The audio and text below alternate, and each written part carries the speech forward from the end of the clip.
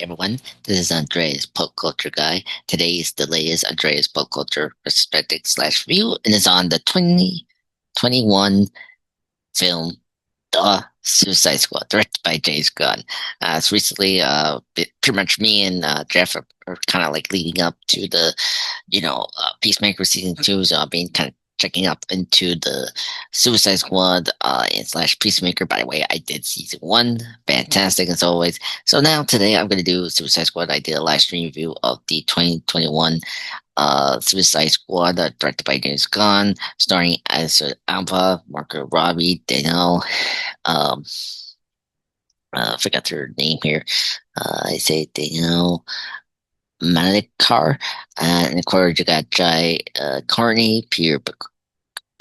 Oh my God, I know Pierre Capaldi. That's my 12th Doctor. My God, Sylvester Stallone, Viola Davis, Joel Kinnaman, and John Cena. Wow, great cast. And what I gotta say, I mean, I think this is. If you see my top 10 ranking of the DCEU, I this is the number one film of that franchise, but in general, one of the best superhero films of all time.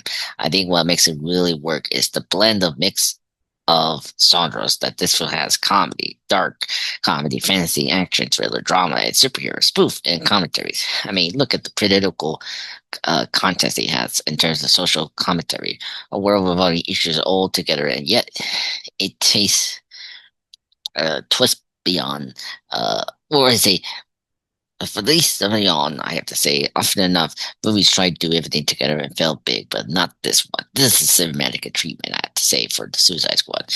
Now, James Gunn, who is pretty much well known as directing the Guardians of the Galaxy for Marvel, and pretty much has rehashed a lot of the material multiple times. Basic origin, romance, giving a final battle. Hence, Gunn develops a non-formatic approach that seems suicidal at first, but triumphantly creates something unique and unpredictable from the get-go. Gunn's vision is unconventional but polished enough to make the audience feels like they haven't seen anything like it before, and that's very true for me. This is such an unpredictable film. I mean,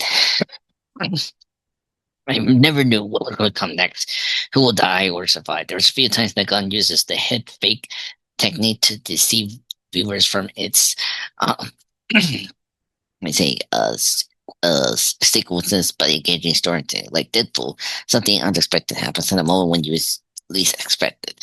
I mean, the juxtaposition between this and the 2016 film is very different and very inevitably visible. I mean, look, 2016 has its moments, but it was a very disappointed first, outing of these characters. I think this movie has such a strong this 2021 entry has such a strong direction, far better pacing, and let alone twists that are fully captivating. The only couple of things that the 26 did better were the trailers and the soundtrack, but that's not saying much. I mean, plus, the radar is straight up hardcore to the face. It's really gory, darkly comedic, and unabashedly funny, all without pulling its punches. This is how DC films should be, not as a dour as Zack Snyder's films, or not as light as the Marvel's films either. I gotta say, um, in terms of, I guess, say the script uh, overall is engaging overall. There was one instance that seemed impossible in a lighthearted contest. The character's head is chopped off, and the particular part that his eyes continue to move, although this added element of dark humor might have stretched the bounds of believability in the superhero genre, but not for me. I think it's really engaging. I mean, this film's engagement and the entertainment remain consistent throughout the film with very few dull moments, which I'm shocking. The writers, particularly James Gunn, successfully skillfully following a classic approach, bringing the story full circle by ending with a scene that harks back to its origins among the diverse cast of superheroes. Bloodsport shines as one of the best, newer characters. I think Idris Elba really brings the heart and being the leading character for this film, and definitely better over Deadshot Will Smith. Then you got Ratcatcher too for me. Very impressive. I think she is the heart of the film, and I think Danielle's performance is captivating performance. Love her, one of the best newcomers ever. And then you got Polka Dot Man, uh, fantastic as well. I think Daniel Matsuzaki was fantastic. I love that this is his breakout role. And then you got John Cena as Peacemaker, who is fantastic. Really is this no nonsense, just patriotic character, and I think his show really does add more dimension to his character there, which I will probably talk to in a short review. And then you got Joel Kinnaman. I think he has one of the best redemption from the 2016. This guy was charismatic, funny, serious, but he had great chemistry with his characters here. I mean, especially with Ezra. But I think this is. I think I really like Joel Kinnaman's actor. I think his Rick Flag character was redeemed. Very sad that he died in this film, and you really felt for that, and that's crazy. And then you got, uh, Viola Davis as Amanda Waller, which is fantastic. She really brings her A game. I think this time around she was completely was Amanda Waller, which is great, and that's the thing that was very important. I think what DC made probably the smartest move ever was mostly focused on standalone films, and that were simply entertaining. This film definitely delivers that. Plus, their second smartest move was nabbing James Gunn, because this definitely helped a lot moving forward with their new DC shared universe, starting with the new Superman movie, and I think that really helps.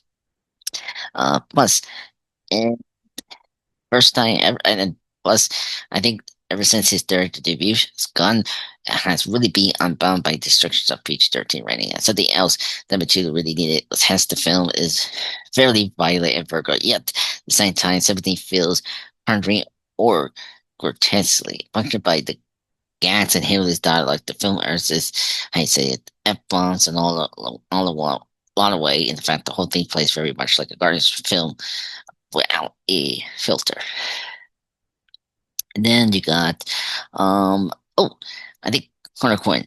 I did the job. It was great to see her again. I think that she was very interesting this time around. I think she was better used than, say, her solo film Birds of Prey in the first Suicide Squad. But yeah, and what else I got to say? Oh, uh, I think that with Bloodsport being the de facto leader of this new team, Ezra Asma definitely strikes the right balance of stoicism and uncertainty, while John Cena as Peacemaker once again demonstrated he's a more at comedy than pure action. Polka Dot Man and Ratcatcher 2 are also fun, with each with their amusing but tragic backstories. And then I totally forgot about what this King Shark steals everything he's in, particularly the hungry manfish who managed to be both monstrous and adoring, and a role that the Lessons Alone was born to play. Fantastic. Yeah. Uh, Fantastic movie. I think in conclusion, the Suicide Squad surprised its predecessor of the 2016 by delivering a gripping and action-packed adventure with improved character development and a smart balance of humor and action. It keeps the audience entertained. Director James Gunn masterfully crafts a superior spectacle that fans and newcomers alike thoroughly enjoy, which I agreed. I think that all in the 2021 Suicide Squad makes for a suicidal task with flamboyant, shared, colorful characters that collectively sign up for one thing amidst this, post-pandemic, I'd say, blessing out loud the volume of fun and violence, and subsequently climbing to be the top of the best DCU films ever made. And that's the thing I agree. Thank you everyone for joining me today. I'll definitely rank this movie at 10 out of 10. One of the best superhero movies, one of the best DCU film I think ever made. It definitely top Wonder Woman to stand for me in terms of the ranking. Yeah, it's really great. And definitely for me, this is second best gun film after the first Guardians film, I have to say. Everything about this film just works. Unlike the first 2016 film, which was mostly just bells and whistles, I think this was a complete package. Deliver amounts of the action and humor balance and the well realized characters that I'm looking for. Plus, James Gunn was playful enough to approach what he was needed, making it the best, maybe the smartest DC film since Christopher Nolan hung up his directing duties as one of the best Batman directors of the Dark Knight trilogy, I have to say. So this is really up there as one of the best DC films. So I highly recommend it. And this let's say 4, 10 out of 10. Again, repeating, doing this, review. But thank you, everyone. I hope you really enjoyed this, like, on the cuff Suicide Squad review. I'll be back for more. And hit that subscribe button and hit that like button. Ciao.